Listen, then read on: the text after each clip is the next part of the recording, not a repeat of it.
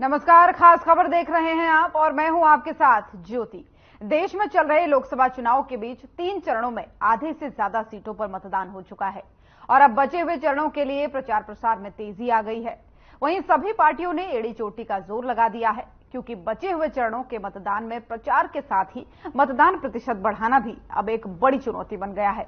वहीं बात करें अगर हरियाणा की, तो बीजेपी ने पूरा दमखम लगा दिया है। केंद्र समेत अलग अलग राज्यों के स्टार प्रचारक जो हैं वो यहां पर चुनाव प्रचार के लिए पहुंच रहे हैं।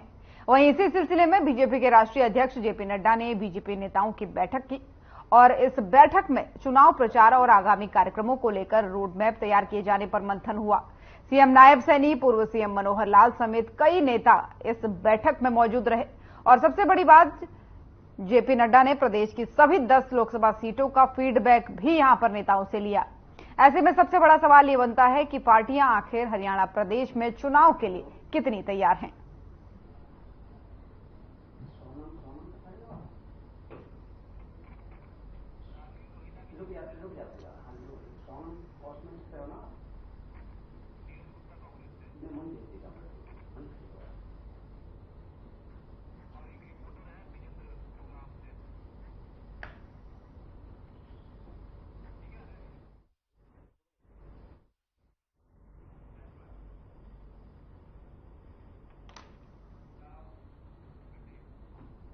और इसी मुद्दे पर करेंगे आज चर्चा और चर्चा के लिए मेहमानों का पैनल भी हमारे साथ जुड़ चुका है, लेकिन उससे पहले संवाददाता विजेंद्र हमारे साथ जुड़ चुके हैं और साथ ही मेहमान के तौर पर राजवीर रोहिला, प्रवक्ता बीजेपी हमारे साथ जुड़ चुके हैं। वहीं नीरज गुप्ता, प्रवक्ता कांग्रेस हमारे साथ जुड़ चुके हैं। आप सभी का बहुत बहुत स्वागत है। सबसे पहला सवाल विजेंद्र आप भी से लेना चाहूंगी। चुनावी माहौल चल रहा है, ऐसे में चुनाव में प्रचार प्रसार जो है सभी पार्टियां अपनी अपनी तरफ से कर रही है, तो आपके पास कुछ अपडेट हो तो चुनाव को लेकर दीजिए। देखिए ज्योति, जिस तरह से अब दिन नजदीक आते जा रहे हैं, 25 मई को मतदान होना है, उसी को लेकर तमाम जो पार्टी के प्रत्याशी हैं वो लगातार चुनावी प्रचार में जुटे हैं। और गुरुग्राम लोकसभा की बात करें तो यहाँ से राव इंद्रजीत लगातार प्रचार कर रहे हैं, लगातार दौरे कर रहे हैं, रैलियां कर रहे हैं और लगातार इस बात पर जोर दे रहे हैं कि ज्यादा से ज्यादा मतों से वो जीते, जनता से एक गुहार कर रहे हैं। फिलहाल मैं आपको बता दूं कि गुरुग्राम की बात करें तो यहाँ पर 23 लोकसभा के लिए चुनाव के लिए नामांकन लोगों ने भरा था और उसमें मैदान में 23 प्रत्याशी इस मैदान में हैं, जिसमें राष्ट्रीय पार्टी के 5 हैं और अन्य निर्दलीय यहाँ पर अपना किस्मत आजमा रहे हैं। और लगातार तमाम जो प्रत्याशी हैं वो प्रचार में जुटे हैं। कांग्रेस के प्रत्याशी राज बब्बर भी प्रचार कर रहे हैं लगातार और तमाम दावे किए जा रहे हैं, वादे किए जा रहे हैं कि जनता उन्हें जीत देती है तो इस तरह से विकास किया जाएगा। फिलहाल राव इंद्रजीत भी लगातार बयान दे रहे हैं कि उन्होंने जो मोदी सरकार की योजना थी वो तमाम योजनाएं वो यहाँ पर लेकर आए, चाहे मेट्रो की बात करें, चाहे कॉरिडोर, रेलवे कॉरिडोर की बात करें, केएमटी की बात करें, सोना एलबीटी, तमाम विकास की बातें तमाम नेता गिनवा रहे हैं। तो लगातार चुनावी प्रचार है। देखिए 25 मई को मतदान होगा, क्या नतीजा निकल कर आएगा प्रदेश में। हरियाणा प्रदेश की बात करें, सभी अपनी अपनी जीत का दावा कर रहे हैं। जी ज्योति, इसके लिए तो 4 जून का इंतजार करना होगा जरूर विजेंद्र, लेकिन हमारे साथ बाकी मेहमान जुड़े हुए हैं। राजवीर रोहिला जी हमारे साथ बीजेपी से जुड़े हुए हैं। राजवीर जी, अब चुनाव प्रचार में जो है तेजी आ गई है हरियाणा में भी, क्योंकि आपके केंद्र के बड़े बड़े नेता जो है प्रचार के लिए पहुंच रहे हैं और इसी कड़ी में जेपी नड्डा जी भी कल पहुंचे, बैठक उन्होंने की। तो इस बैठक में मंथन क्या चला, इस मंथन के बाद क्या निकल करके आया, प्रदेश में पार्टी कितनी मजबूत है? ज्योति जी नमस्कार, सभी जो दर्शकों को आपको नमस्कार। भारतीय जनता पार्टी एक कैडर बेस्ड पार्टी और नीचे से लेकर ऊपर तक हमारी सभी मॉनिटरिंग की है। कल हमारी फाइनल मॉनिटरिंग सीरीज हमारे राष्ट्रीय अध्यक्ष श्री जेपी नड्डा जी ने की है। उन्होंने सभी 10 सीटों का फीडबैक लिया है और कार्यकर्ताओं को निर्देश दिया है कि 11 तारीख यानी आज और कल को एक महाअभियान चलाया जाए, जिसमें सभी बूथ से लेकर राष्ट्रीय स्तर के नेता जो भी हरियाणा में है वो अपने बूथ पर जाकर जनता से मिलेंगे और जनता को भारतीय जनता पार्टी और श्री नरेंद्र मोदी जी की जो गारंटी है उनके बारे में बात करेंगे और उनको विस्तार से उनको बताएंगे और अपने जो हमारे किसी भी क्षेत्र में जो कैंडिडेट है उनके लिए वोट मांगेंगे। ये एक हमारा महाअभियान 2 दिन चलेगा, आज और कल। आज हमारा हर कार्यकर्ता, चाहे वो छोटा कार्यकर्ता, चाहे बूथ में बैठने वाला या वो हमारा राष्ट्रीय स्तर का नेता, हर कोई आज फील्ड में है। हमें पूरा यकीन है हम 400 पार का जो हमारा आंकड़ा है उसको हम पार करेंगे और नरेंद्र मोदी जी को तीसरी बार फिर प्रधानमंत्री बनाएंगे। बिल्कुल, यानी आप कह रहे हैं प्रचार प्रसार में तेजी आ रही है। ठीक है, हमारे साथ नीरज जी भी बने हुए हैं। नीरज जी, केजरीवाल जी बाहर आ चुके हैं, ऐसे में कितनी मजबूती चुनाव प्रचार में आपको मिलने वाली है? क्योंकि बीजेपी कह रही है दूसरी तरफ वो पूरी तरीके से तैयार है। देखिए, कांग्रेस पार्टी हमेशा शुरू से तैयार है। कांग्रेस पार्टी देश की सबसे पुरानी पार्टी है। कांग्रेस के लिए चुनाव कोई नई बात नहीं है। कांग्रेस पता नहीं कितने चुनाव लड़ती है। जो मेरे भैया जी बोल रहे थे 400 पार, वो 400 पार की तो हवा निकल चुकी है। आपके बड़े नेता प्राइम मिनिस्टर मोदी भी अब 400 की बात नहीं करते। ये मेरे बीजेपी प्रवक्ता साथी पता 400 सीटें नहीं आएंगी। और दूसरा, हरियाणा की जो स्थिति का इनके जो जेपी नड्डा ने आकलन किया है, उनकी माथे पे परेशानी के कल साफ आ रहे थे। आप टीवी देखो, 10 सीटें हो गए, 3-4 सीट भी जीते, बहुत बड़ी बात है। क्योंकि झूठे दावों की हवा निकली, सब जानती है। इन्होंने कुछ नहीं किया विकास के नाम पे, सिर्फ झूठ बोला है। सारे एग्जाम्पल आपके सामने है। 100 सवा सिटी का वादा हो, काला धन का वादा हो, 2 करोड़ रोजगार का वादा हो। हरियाणा में कोई बेरोजगारी महंगाई दर क्या है? हरियाणा में कोई भी वर्ग ऐसा नहीं जिनको लाठी ना बांधी उन्होंने। मैं कह रहा हूँ, आंगनबाड़ी हो, कर्मचारी हो, रोडवेज कर्मचारी हो, कोई भी ऐसा ना हो जिनको नहीं पीटा। और ये सिर्फ बात करते हैं अपनी झूठ की, हमने ये किया वो किया, रोजगार की बात कर, रोजगार में बात नहीं करते। कल आपने जनता से राय ली, मैं भी कल अपने प्रचार कॉन्स्टिट्यूंसी में लोगों को कहना है जी हम विकास के मुद्दे पर वोट देंगे। अब जनता इनके झूठे डांगों से तंग आ चुकी है। जो ये मोदी गारंटी बोलते हैं ना, मोदी गारंटी है, मोदी है तो मुमकिन है। मोदी है गारंटी झूठ बोलने का, मोदी है गारंटी बेरोजगारी का, मोदी है गारंटी महंगाई का। इन बातों को तो बोलते नहीं। आज पहली बार मोदी जी ने बोला अडानी बानी पे। इतने सालों में जो हमारे राहुल जी कहते थे अडानी बानी, अब उनको पता है टेम्पू से धन जाता है। यानी बीजेपी वाले 9.5 साल में, अब तो प्राइम मिनिस्टर की बात खुद मान रहे हैं कि 9.5 साल में बीजेपी हेडक्वार्टर में अडानी बानी से टेम्पू में धन भर के आता था। वरना उनको कैसे पता कि अडानी बानी टेम्पू से पैसे भरते हैं? तो इनका झूठ का पर्दा फाड़ चुका है, चारों से गिर चुके हैं। ये 400 पार के 200-250 में सिमट जाएंगे। देखना, इनके पापों का गड़ा बढ़ चुका है। ये कुछ भी नहीं कर पाएंगे। और देखना, इंडिया गठबंधन की सरकार बनेगी, इंडिया गठबंधन मजबूती से चुनाव लड़ेगा। लेकिन आपने मेरे उस सवाल का जवाब नहीं दिया। मैंने कहा केजरीवाल जी बाहर आ गए हैं अंतरिम जमानत पे, तो ऐसे में क्या और मजबूती मिलेगी चुनाव प्रचार? सुप्रीम कोर्ट का देखिए, वो कोर्ट का निर्णय है, कोर्ट के निर्णय से बाहर हैं। मेरे जो बीजेपी के लोग बोल रहे हैं ये कोर्ट के निर्णय से बाहर आए, तो उससे बड़ी मजबूती मिलेगी। जो भी हरियाणा पंजाब में जहां भी जोर है उस पार्टी को बल मिलेगा। और इंडिया गठबंधन चुनाव में गुजरात में सब मिलकर रैलियां होंगी। तो नेचुरली बात है, अगर जनता में जिस नेता के लिए तैयार होकर वो बाहर आ जाए, अपने रूबरू बीच में देखे, तो जोश तो बढ़ता ही है। अब उसका कितना फर्क पड़ेगा ये तो आने वाला चुनाव ही बताएगा। निश्चित तौर पर बने रहिएगा दोनों जने। हमारे संवाददाता लगातार हमारे साथ फील्ड से बने हुए हैं। विजेंद्र, जैसा कि मैंने पूछा सवाल कि केजरीवाल साहब के बाहर आने से, अंतरिम जमानत पर वो बाहर आए हैं, प्रचार करने वो निश्चित तौर पर कुरुक्षेत्र पहुंचेंगे और अन्य जगहों पर भी पहुंचेंगे। तो क्या जो अभी तक राजनीतिक तस्वीर प्रदेश में बनी हुई है उसमें कुछ बदलाव आएगा? देखिए, जिस तरह से लगातार ये बात उठ रही थी केजरीवाल को जिस तरह से जेल हुई, उसके बाद विपक्ष लगातार निशाना साध रहा था। फिलहाल जमानत हो गई है, तमाम जो राजनीतिक दल भी लगातार प्रचार कर रहे हैं। तो स्वाभाविक है केजरीवाल भी अपनी पार्टी के लिए, गठबंधन के लिए प्रचार करने के लिए पहुंचेंगे। और आज गुरुग्राम में भी प्रेस कॉन्फ्रेंस रखी गई है कार्यकर्ता द्वारा, तो लगातार प्रचार वो भी करेंगे। और इस तरह से जमानत पर, जिस तरह से जमानत सुप्रीम कोर्ट से मिली है, तो कहीं ना कहीं दीपेंद्र हुड्डा ने भी बयान दिया था कि कहीं ना कहीं अब न्याय हुआ है। तो क्या गठबंधन को थोड़ा मजबूती मिलेगी? जी बिल्कुल। देखिए, लगातार जो रैलियां हो रही हैं गठबंधन की, वहां पर जो आम आदमी पार्टी के कार्यकर्ता हैं वो लगातार पहुंच रहे हैं और हर रैली में वो भी शामिल हो रहे हैं। तो कहीं ना कहीं मजबूती स्वाभाविक है, मजबूती तो मिलेगी। चलिए ठीक है विजेंद्र, लौटूंगी आपके पास। रोहिला जी, आप दावा करते हैं कि 400 पार आएगा, सभी सीटें हरियाणा में जीतेंगे, लेकिन दूसरी तरफ विपक्ष भी मजबूती से अब खड़ा हो गया। दूसरी तरफ केजरीवाल साहब बाहर आ गए, तो अब वो भी प्रचार के लिए पहुंचेंगे। तो आपकी संभावनाओं पे कुछ असर पड़ सकता है उससे? क्योंकि वो कह रहे हैं अब 250 से ऊपर तो आपके आने से रही। मेरे कांग्रेस के साथी बड़े विचित्र परिस्थिति में फंसे हुए हैं। इनको अपने नेता पे ही भरोसा नहीं है, केजरीवाल की तरफ देख रहे हैं। ये हद है इन लोगों की, क्योंकि इनके पल्ले कुछ नहीं रहा। जनता ने इनको नकार रखा हमेशा के लिए।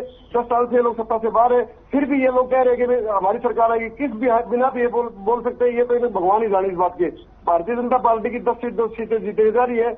आने वाले समय में 400 पार का ये जो नारा है हमारा प्रधानमंत्री जी ने जो और जनता ने जो दिया है उसको हम पूरा करेंगे। क्योंकि आज हमारा हर कार्यकर्ता फील्ड में है और हम लोग जो माइक्रो मैनेजमेंट जो हमने किया है, जो बूथ तक के हमने पन्ना प्रमुख तक बनाए हैं, वो सभी हमारे आज मुस्तैद हैं, अपने बूथ पर खड़े हुए हैं, डटे हुए हैं और जन जन तक हम जा रहे हैं। और इसी बिना पर हम कह रहे हैं, हम कार्यकर्ताओं की बदौलत ही हम 400 पार का आंकड़ा और हरियाणा में 10 सीटें जीतने जा रहे हैं। लेकिन रोहिला साहब, एक बड़ा आरोप लगता है बार बार बीजेपी पर कि अभी तो आप फील्ड में जा रहे हैं, लेकिन आपके सांसद जो हैं वो अन्य समयों पर नहीं पहुंचते हैं फील्ड में, सिर्फ चुनाव के समय में ही पहुंचते हैं, ऐसा विपक्षी नेता कहते हैं। भारतीय जनता पार्टी के जो सांसद हैं उनकी 5 साल की आप सांसद निधि देख सकते हैं, उन्होंने कहाँ का उपयोग की है। कोई एक आध जो सांसद हमारा थोड़े बहुत उनके पैसे बचे हुए थे, जो कोविड काल में जो हमारा 2 साल का पीरियड था उसमें हम ज्यादा काम नहीं हो पाया, लेकिन उसके बाद तुरंत बाद जो कार्य हुआ है वो सारा हरियाणा जानता है कि भाई जो हमारे सांसद है उन्होंने लगातार अपना कार्य किया है। और वो मेन बात होती है विकास की।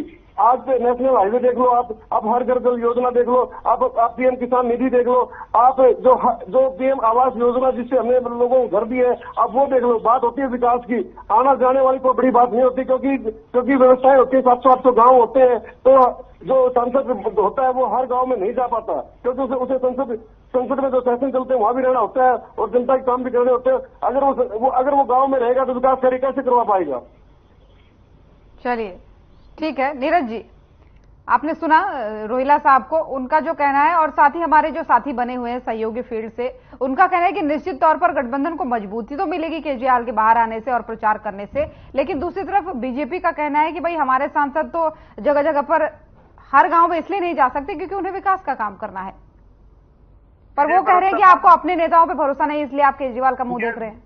मेरे बीजेपी प्रवक्ता साथ ही बड़ी रोचक बात कह रहे थे कि ये 10 साल से सत्ता से बाहर है, तो ये सत्ता में कैसे वापस आएंगे। मेरे भाई, आप तो 55 साल देश से बाहर रहे हो और हरियाणा में तो आपका मौजूद नहीं था, क्यों भूल जाते हो बार बार अपना इतिहास।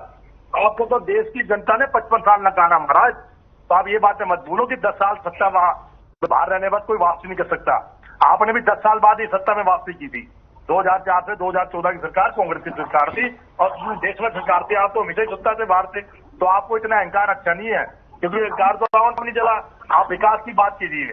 दूसरी बात ये कह रहे हैं कि हमारे केजरीवाल को बाहर आने से मजबूती मिलेगी, बिल्कुल सही बात है, इंडिया गठबंधन मजबूत होगा। लेकिन बीजेपी वाले कह रहे हैं कि आप उन्हीं का मुंह क्यों देख रहे हैं, आप अपने नेताओं पर भरोसा नहीं क्या आपको? नहीं, हमें अपने नेताओं पर भरोसा है, अब तक नहीं बाहर से तो हम काम नहीं कर रहे क्या? इंडिया गठबंधन के साथ ही अगर वो बाहर आ गए तो उनका वेलकम है, इसमें क्या बुरी बात है। अब यूं तो उनके भी नेता कहीं नहीं पहुंच पा रहे, तो ये तो बेकार की बातें हैं, दूसरे पे टिप्पणी करना, कटाक्ष करना, वो हमारा इंटरनल मैटर है। अब बीजेपी पे तो विश्वास दिखा रहे हैं, निर्दलीय छोड़ के सबने साथ छोड़ दिया इनका, और हो सकता है आने वाले टाइम में इनकी सरकार ही गिर जाए। इन पे खुद को विश्वास नहीं है। अगर निर्दलीय इनकी नीति में दिखाते हैं तो आज तक 10 साल तक जुड़े हुए 9 साल तक, अब उन्होंने साथ क्यों छोड़ दिया? अब उनको ऐसी क्या कमी नजर आई? बीजेपी उनको भी दिख रहा है कि बीजेपी सरकार जा रही है, कांग्रेस आ रही है। तो देखिए, कांग्रेस विकास के मुद्दे पर चुनाव लड़ रही है, मेन मुद्दा ये नहीं कि हमारी सरकार बनेगी नहीं, लेकिन वो अपने विकास के काम गिना रहे हैं। हमने लोगों को आवास दिया, हमने उज्ज्वला गैस कनेक्शन दिया, तमाम सारे। बीजेपी प्रवक्ताओं को ध्यान नहीं है। प्राइम मिनिस्टर आवास योजना कांग्रेस के टाइम से शुरू हुई थी, तब से चली आ रही है। प्राइम मिनिस्टर उसमें कोई बने, किसी भी पार्टी का बने, वो कार्य चलता रहता है। मैं इनकी जानकारी बता दूं, प्राइम मिनिस्टर रोजगार योजना, prime minister Awas Yojana, prime minister सड़क योजना, ये कार्य कभी नहीं रुकते। उन कामों में धीमी तो आ सकती है, लेकिन काम कभी नहीं रुकते। ये सब काम जो नीतियां बनाई है कांग्रेस ने बनाई है, उनके तहत ही बीजेपी के प्राइम मिनिस्टर काम कर रहे हैं। और कोई कल को हमारी सरकार गई तो हम भी इसमें काम करेंगे। अटल जी सरकार थी, अटल जी ने कितना काम किया, रोजगार योजना और सड़क केंद्र योजना सब कांग्रेस की जमना है। और मेरे भाई भूल गए, जिस मोबाइल पे बैठ के डिबेट कर रहे हैं, मोबाइल भी कांग्रेस की देना भाई साहब। जब देश आजाद हुआ, देश में कुछ भी नहीं था। आज जिस हवाई जहाज में उड़ते हैं वो भी कांग्रेस की देन है, और जो एम्स सबसे बड़ा हॉस्पिटल है वो भी कांग्रेस की देन है। आपके बीजेपी के नेता वहां इलाज कराने जाते हैं, फिर कहते हैं कांग्रेस ने कुछ नहीं है, कांग्रेस ने कुछ नहीं किया। महाराज, किसी भवन की नींव बनाना मुश्किल काम होता है, नींव पे दीवार खड़ा करना आसान होता है। नींव जो बनाई है देश की, कांग्रेस ने बनाई है। कांग्रेस एक विचारधारा है, और कांग्रेस तो मैं बता रहा हूँ आपको 55 साल बाद भी खड़ी है। आप कांग्रेस मुक्त भारत का सपना देखते हो, मैं आप गारंटी से कह सकता हूँ, आप तो और 10 साल शासन कर लिया ना तो आप तो इतिहास बन जाओगे महाराज। अब तो 55 साल बाद भी जिंदा है। कांग्रेस विचारधारा है, तो आप अपनी चिंता कर दिए, कांग्रेस मजबूती से इलेक्शन लड़ेगी और इस बार इन्हें बाहर का रास्ता दिखाएगी। तो आप कहना चाह रहे हैं कि बीजेपी ने कुछ नया नहीं किया, आपकी योजनाओं को बस आगे चला रही है? मैंने ज्योति जी, आप खुद देख लो, कौन सी नई योजना बताई? किसी योजना का काम करने से, नाम बदलने से कोई योजना नहीं होती है। जितने भी आप यहाँ पर रूट कनाल देख लो, सारे काम हमारे किए हुए हैं। हर कोई पार्टी उसी को बनाती है। आप पहले जिस योजना पे कटाक्ष करते थे वो इसको आगे बढ़ा रहे हैं, चाहे कोई भी योजना हो। इन्होंने अपने नया क्या किया? बेरोजगारी दर हरियाणा में क्या थी 2014 में, और अब क्या है? मैं एक छोटा सा एग्जांपल दूंगा आपको। बीजेपी पक्का साथी से पूछना चाहूंगा, जब कांग्रेस सरकार गई, हरियाणा में कितना कर्जा था? 60,000 करोड़ का। आप चेक कर लीजिए, आज की तारीख में 4.5 लाख करोड़ कर्जा है। मेरी ज्योति मैडम जी, आपके ऊपर भी, मेरे ऊपर भी, जो बीजेपी प्रवक्ता साथी हमारे संवाददाता, हर एक हरियाणा वासी पे 1,23,608 रुपए पर 7 पैसे कर्जा है। बेशक आप चेक कर लीजिए, इनकी रिपोर्ट है, नेट पे भी अवेलेबल है। चलिए ठीक है, रोकूंगी नीरज जी आपको यहाँ पर। रोहिला जी आपसे इनका जवाब चाहूंगी, उसके बाद विजेंद्र आपके पास आऊंगी। इनका कहना है कि आप कुछ नया नहीं कर रहे हैं, हमने जो चलाया है उसी को थोड़ा सा आगे बढ़ा रहे हैं, योजनाओं का नाम बदलने से नहीं कोई योजना आपकी हो जाती है, नहीं हो जाती है। मैं नीरज जी से बड़ी नम्रतापूर्वक कहना चाहूंगा, भारतीय जनता पार्टी की नरेंद्र मोदी जो की नीति सरकार ने जो काम किए हैं वो इन लोगों ने कभी नहीं किए। नया संसद भवन बनाया, 28,000 करोड़ के तो सोनीपत लोकसभा में नेशनल हाईवे बने हैं। ये अपना गूगल मैप जाके चेक कर सकते हैं। श्वेतपत्र.in एक वेबसाइट है जहां जितने काम हुए वो सारे काम वहां रखे हुए हैं, ठीक है ना। रही बात हर जिले में एक पीजीआई कॉलेज खोलने की जो हमारी योजना थी वो आगे धीरे धीरे आगे बढ़ रही है। कुछ जिलों में खुल चुके हैं, कुछ जिलों में काम जारी है। एम्स जो हमने बनाया है जींद में, जिला पीजीआई की जो एक बिल्डिंग तैयार हो रखी है जो जल्दी अभी मतलब वो चलने वाला पीजीआई। तो भारतीय जनता पार्टी ने इंफ्रास्ट्रक्चर पर जो इन्वेस्ट किया है वो इन्वेस्ट कभी भी कांग्रेस पार्टी नहीं कर पाई। कांग्रेस पार्टी ने सिर्फ तुष्टीकरण की नीति से अपना काम किया। इन्होंने कभी मुस्लिमों को आरक्षण देना है, कभी धर्म के आधार पर, कभी किसी के आधार पर। इन लोगों की जो तुष्टीकरण की नीति है, क्यों इनके प्रवक्ता छोड़ के जा रहे हैं। कभी गौरव वल्लभ छोड़ के जा रहे हैं, अभी 4-5 दिन पहले राधिका खेड़ा ने छोड़ा है। तो कहीं ना कहीं इन लोगों को ये लोग राम से भी दुखी है, रहीम से भी दुखी है, ये हर जगह से दुखी आत्मा है। ये इनका कुछ होने वाला नहीं। भारतीय जनता पार्टी के साथ आज पूरे देश की जनता लगी हुई है। जनता को सिर्फ मोदी जी पे विश्वास है और मोदी जी की नीतियों पर विश्वास है। वो तो बड़ी बात कर रहे हैं कि हम 50-60 साल सत्ता से बाहर रह के अभी भी हमारा वजूद मौजूद है, लेकिन आप 10 साल में ही देखना कि कहाँ पहुंच जाएंगे। इस तरीके की बातें कर रहे हैं। इनके जो बड़े नेता है राहुल गांधी, जहां वो जाते हैं वहां इनकी पार्टी कमजोर होती जाती है। इन्होंने यात्रा की थी, कितने नेता इनके पार्टी छोड़ के जा चुके हैं, इनको खुद भी अंदाजा नहीं है। सैकड़ों की संख्या में अभी एक हमारे जो मध्य प्रदेश के साथी ने बताया 2.5 लाख कार्यकर्ता पार्टी छोड़ के जा चुके हैं, इनके छोटे से बड़े। तो हर प्रदेश में इनका बुरा हाल हो रहा है। आज भी इनके नेता पार्टी छोड़ रहे हैं धीरे धीरे। तो ये सिर्फ मुगालते में है, क्योंकि वो एक बार होता है ना, जो सत्ता मेरे लिए तो उसको फीलिंग लेने से मतलब है। तो ये लोग सत्ता की फीलिंग ले रहे हैं, इनका कुछ होने वाला है नहीं, क्योंकि जनता ने इनको नकार दिया है बिल्कुल। चलिए ठीक है, वो जनता बताएगी अभी आने वाले 4 जून को किसका क्या होने वाला। खैर रोकेंगे आप दोनों को। विजेंद्र हमारे साथ बने हुए। विजेंद्र, एक तरफ कांग्रेस कहती है कि हमारी योजनाओं को आगे बढ़ाया जा रहा है, कोई नई योजनाएं लागू नहीं है। दूसरी तरफ बीजेपी लगातार दावा करती है कि हम नई योजनाएं ला रहे हैं, लोगों तक लाभ पहुंचा रहे हैं। तो क्योंकि आप फील्ड में लगातार बने रहते, तो ऐसे में एक तुलनात्मक विश्लेषण आपसे चाहूंगी, क्या योजनाओं का लाभ जनता तक पहुंच पा रहा है, या इस सरकार में कितनी नई योजनाएं चल रही हैं, या पुरानी सरकार की ही योजनाओं को आप बरकरार देख पा रहे हैं? देखिए ज्योति, ऐसा नहीं है। कांग्रेस जब सत्ता में थी तो तमाम तरह की योजनाएं भी कांग्रेस ने चलाई थी, और सत्ता परिवर्तन होने के बाद स्वाभाविक है कि जो नई पार्टी सत्ता संभालती है तो उनका भी दायित्व बनता है उन योजनाओं को आगे बढ़ाना, विकास करना, जनता की जो समस्याएं हैं उनका निवारण करना। हालांकि भाजपा ने भी, ऐसा नहीं है कि भाजपा की योजनाएं, तमाम योजना भाजपा ने भी चलाई है, और सड़कों का जाल भी भाजपा। लोकसभा की बात करें तो यहाँ पर तमाम हाईवे बने हैं जिससे लोगों को राहत मिली है। अपना केएमपी हाईवे बना है, अपना द्वारका एक्सप्रेसवे बना है, सोना एलिवेटेड बना है, जहां पर 1 घंटा जाने को लगता था, 20 मिनट में मात्र गुरुग्राम से राजीव चौक से आप सोना पहुंच सकते हैं। ऐसी तमाम योजनाएं हैं। भाजपा ने भी तमाम योजनाओं पर काम किया है। हालांकि गुरुग्राम में कुछ ऐसे काम है जो नहीं हो पाए। लगातार जो विपक्ष है वो लगातार घेरता नजर आ रहा है। सिविल अस्पताल 2017 में तोड़ दिया गया था, उसको अभी तक नहीं बनाया गया। बस स्टैंड का मुद्दा है और कई तरह के तमाम तरह के मुद्दे हैं, उस पर लगातार विपक्ष जो सत्ता पक्ष है उसको घेरता नजर आता है। गुरुग्राम लोकसभा की बात करें तो यहाँ पर जिस तरह से गठबंधन ने राजबब्बर को उतारा है, राविंद्रजीत भाजपा से है, तो लगातार जो है आरोप प्रत्यारोप का जो दौर है वो लगातार चल रहा है। राविंद्रजीत लगातार कह रहे हैं कि मोदी सरकार की जो तमाम योजनाएं हैं वो लेकर आए हैं और कुछ योजनाएं जो हैं उनको पूरा करेंगे अगली योजनाओं में। लेकिन विपक्ष कह रहा है कि तमाम यहाँ पर मुद्दे व्याप्त हैं, कोई काम नहीं हुआ है, यूनिवर्सिटी नहीं आई है। जो कांग्रेस ने यूनिवर्सिटी, डिफेंस यूनिवर्सिटी का मुद्दा था, जब मनमोहन सिंह प्रधानमंत्री हुआ करते थे उस टाइम पत्थर वहां पर लगाया गया था, उसके बाद सरकार सत्ता परिवर्तन हुआ, अभी तक यूनिवर्सिटी नहीं बन पाई। ये तमाम तरह के मुद्दे हैं। लगातार जो आरोप है, प्रत्यारोप का दौर चल रहा है। ऐसा नहीं है कि कांग्रेस ने काम नहीं किया, भाजपा ने काम नहीं किया।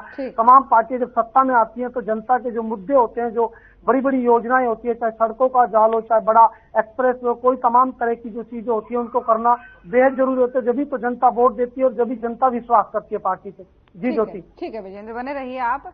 नीरज जी, हमारे संवाददाता को भी आपने सुना और रोहिला जी को भी आपने सुना। संवाददाता का कहना है कि भाई पार्टी अगर सत्ता में आएगी तो काम तो उसको करने ही पड़ेंगे, लेकिन दूसरी तरफ बीजेपी आप पर सवाल दाग रही है कि अगर ऐसा ही है तो आप अपने जो आपके 2.5 लाख कार्यकर्ता, प्रवक्ता समेत सभी लोग छोड़ के जा रहे हैं, उनको क्यों नहीं रोक पा रहे हैं? मैडम ये सिर्फ ना अपनी बेकारी बात करते हैं, कोई मुद्दे पर बात करते नहीं। मेरी किसी बात को जवाब नहीं दिया। अगर इन्होंने इतना विकास किया तो हरियाणा में 4.5 लाख करोड़ कर्जा कैसे हो गया, इनसे पूछिए। मेरी इस बात का कोई जवाब नहीं मिला। दूसरा, मैं देश की तरफ ध्यान लगा दूं, जब देश का जब 55 लाख हजार करोड़ कर्जा था, 201 लाख करोड़ कर्जा है। क्या कर्ज लेके विकास करेंगे क्या? या मैं अपना घर बनाऊंगा तो लोगों से कर्ज लेके बनाऊंगा क्या? आज मैं क्रेटा गाड़ी में घूर रहा हूं तो मुझे BMW लानी है तो लोगों से पैसे उधार लूंगा। कैसा विकास है ये? आप देश को कर्ज में टिको, कर्ज के देश की जनता को कर्ज में टिको रहे हो। कैसा विकास कर रहे हैं मेरे भाई बीजेपी बरसता साथी? आप बताइए, हरियाणा में 4.5 लाख करोड़ का कर्जा क्यों? ऐसे विकास नहीं चाहिए हमें। जब कर्ज लेके देश को तुम चाहेंगे, 60,000 करोड़ का कर्जा था ऑन रिकॉर्ड, आप चेक कर लीजिए गूगल पे किसी भी रिकॉर्ड से। मुझे दीजिए इस बात का जवाब। क्या 4.5 लाख का करोड़ 3 लाख करोड़ 90,000 बढ़ गया तो फ्री में बढ़ गया क्या? आप कर्जे लेके बनाएंगे क्या? आपकी अपनी कमाई क्या है? अपनी तो जैसा आपने कहा कि आपकी विकास योजनाओं को आगे बढ़ा रहे हैं, ऐसे हो सकता है कि कर्ज लेने की परंपरा को भी आगे बढ़ा रहे हो? देखिए, कर तो मैडम तो आप देखिए, जब देश आजाद हुआ आज से 75 साल में 55 लाख हजार करोड़ कर्जा था। आज देश में 201 लाख करोड़ कर्जा है। ये मैं नहीं कहता, आप रिपोर्ट चेक कर लीजिए। जब 75 साल में हमने इतना कर्ज दिया, उसमें मैं ये नहीं कहता कांग्रेस के प्राइम मिनिस्टर हुए हैं, बीजेपी भी हुए हैं, सभी पार्टियों के प्राइम मिनिस्टर हुए हैं, तो सबका मिला के आप देखिए 55 लाख हजार कर्जा, आज 201 लाख करोड़ कर्जा है। ऐसा विकास किस नाम का? क्या देश के आने वाली पीढ़ियों को कर्जदार बनाएंगे देश को? अच्छा ठीक है, छोटा सा सवाल नीरज जी आप ही से। ठीक है, आपकी बात को मैं समझ गई, ये बड़ा मुद्दा है। आपने कहा कर्जा एक बड़ा मुद्दा है, तो आपकी क्या रूपरेखा इसको लेकर के है, क्या रणनीति इसको लेकर के है कि अगर हम आते तो हम ये करेंगे? देश की इकोनॉमी को मजबूत करना चाहिए, हरियाणा का बजट को बढ़ाना चाहिए, ये नहीं कर्ज लेके बनाना चाहिए। मेरा घर अगर 10 रुपए में चलता है तो मैं उसे 9 रुपए 85 पैसे में चलाऊंगा। ये नहीं कि दूसरे को महल के उद्योग को अमेरिका की अकल देख के, अमेरिका की शक्ल देख के हम उसको 10 रुपए में चलाएंगे। ये इनको सोचना चाहिए। 4.5 लाख का कर्जा आपने कर दिया हर हरियाणा वासी पे। 1,23,608 रुपए कर्जा है तो भाई साहब उस कर्जे को कौन उतारेगा? आप विकास की बात कर रहे हो। आपके प्राइम मिनिस्टर भी हुए 75 साल में, मैं अपनी बात नहीं कर रहा। 75 साल में आपके प्राइम मिनिस्टर हुए, अटल बिहारी वाजपेयी बने और प्राइम मिनिस्टर बने, तब भी 55 लाख करोड़ करता था। आज 201 लाख करोड़। सिर्फ 10 साल में आपने कर्जे को 4 गुना कर दिया। ऐसा क्या विकास किया आपने? ऐसा विकास नहीं चाहिए जिसमें देश कर्ज हो जाए। कल को हम देश गुलाम हो जाएगा। आपने श्रीलंका की हालत नहीं देखी। ये श्रीलंका बना जा रहे हैं क्या हिंदुस्तान को? ये मुद्दों पर रोहिला साहब, ठीक है नीरज जी, रोकूंगी। रोहिला साहब, कर्ज को लेकर लगातार हमलावर दिखती है कांग्रेस और अभी भी उनका वही कहना है कि भाई अगर हमारे पास 10 रुपए तो हम अपना घर 9.5 रुपए में चलाएंगे। ये मेरे को मैं क्या बोलूं, ये उस सरकार का हिस्सा था जिस सरकार ने देश का सोना गिरवी रख दिया था। ये उस सरकार के हिस्सा थे जिस सरकार ने मतलब देश का सोना गिरवी रख दिया था। आज भारतीय जनता पार्टी की 10 साल में सरकार चली है, उस सरकार ने देश को हरा भरा कर दिया। आप इंफ्रास्ट्रक्चर में देख लीजिए, हेल्थ में देख लीजिए। आज 70 साल से ऊपर जो हमारे बुजुर्ग हैं उनको हमने आयुष्मान में जोड़ा है। आज हरियाणा में 897 करोड़ रुपए का हमने पे किया आयुष्मान के माध्यम से।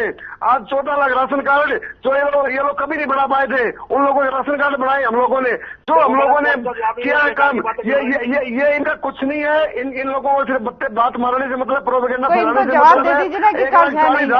1,40,000 पक्की नौकरियां इसी हरियाणा सरकार ने दी है। इनको एक जवाब दे दीजिए कि कर्ज है नहीं है। कर्ज को लेकर बार बार सवाल नहीं, बिल्कुल वो कर्ज नहीं होता। वो एक व्यवस्था होती है जिसमें लेना देना होता है, GST भी होता है, उसमें कई चीजें इसमें इन्वॉल्वमेंट होती है। ठीक है ना, वो कर्ज नहीं होता। वो देश के विकास के लिए कुछ व्यवस्थाएं बनाई जाती है जो शुरू से बनी आ रही है। कोई नई बात नहीं है उसमें। फाइनेंशियल रिपोर्ट है भाई साहब, फाइनेंशियल रिपोर्ट है। ठीक है नीरज जी, ठीक है राजवीर जी, बहुत बहुत धन्यवाद आप सभी का हमारे साथ इस चर्चा में जुड़ने के लिए। समय की थोड़ा सा कमी है। तो हरियाणा में चुनाव प्रचार तेज हो चुका है क्योंकि देश में लोकसभा के अभी तक 3 चरणों के मतदान हो चुके हैं और छठे चरण में हरियाणा में मतदान होना है। तो इसके लिए पार्टियां पूरी तरीके से तैयार है, अपने अपने मुद्दे और अपने अपने दावों को लेकर के जनता के बीच जा रही है। तो खास प्रोग्राम में फिलहाल इतना ही। नमस्कार।